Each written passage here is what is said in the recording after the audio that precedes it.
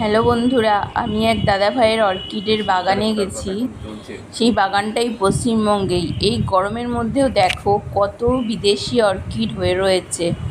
আমি তো দেখে অবাক হয়ে গেছি দেখো যে কি করে উনি এইগুলো করছেন। সব বাইরের অর্কিড, মিনিয়েচার না, স্পিচ দেখবে কি নাম জঙ্গলের। বলেছেন আচ্ছা, উনি, জঙ্গলের হ্যাঁ, এটা। কিন্তু আমি তো ফিলিপাইন্স, মনে থাইল্যান্ডে রাখতে পারি জঙ্গলে না। না এগুলো হয়। তো তোমরা এগুলো দেখো। Rare variety. তোমরা চিনতে পারলে আমাকে কমেন্ট করে জানিও এগুলোর নাম কি। আমি দেখছি কিভাবে লাগাতে হয় এগুলো। খুবই সুন্দর লাগলো এটা দেখতে।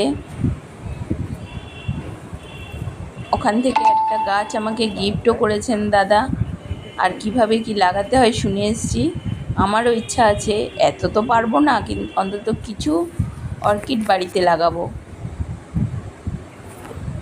ধন্যবাদ। ভিডিওটা ভালো লাগলে লাইক করো, শেয়ার করো।